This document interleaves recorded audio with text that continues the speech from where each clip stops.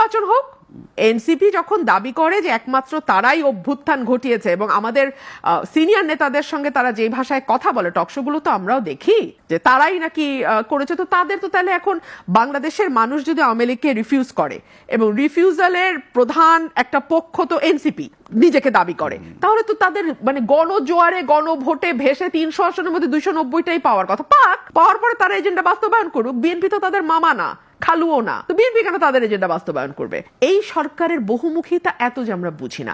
আপনি একটা প্রশ্ন করেছিলেন, এনসিপি তো মধ্যপন্থার কথা বলছে। আমি এনসিপির গঠনতন্ত্র তৈরি হয়েছে বলে জানি না, সম্ভবত তাদের এখনো কোনো গঠনতন্ত্র নাই।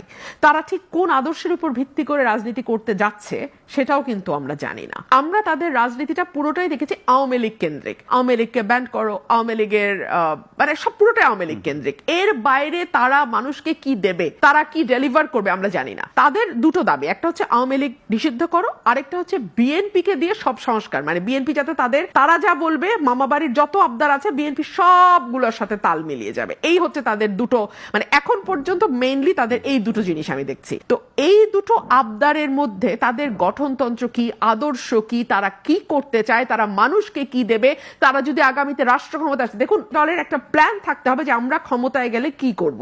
সেরকম কোনো কিছু ডেলিভার কিন্তু এখন পর্যন্ত আমরা এনসিপির কাছ থেকে পাই নাই। সুতরাং এনসিপি যতই নিজেকে মধ্যপন্থা বলুক বা যাই বলুক, আমি আসলে এটা আমি বুঝতে পারি। তারা যে বন্দোবস্তের কথা বলছে এটা তো তাদের এজেন্ডা। এই এজেন্ডা বাস্তবায়ন তো তারা আরেক দলের উপর ভর করে করতে পারবে না। এই এজেন্ডা তাদেরকেই বাস্তবায়ন করতে হবে, এটা তাদের এজেন্ডা। ফর এক্সাম্পল 31 দফা বিএনপির এজেন্ডা, এখন কি বিএনপি এনসিপি কে বলবে তুমি এগুলা বাস্তবায়ন করো?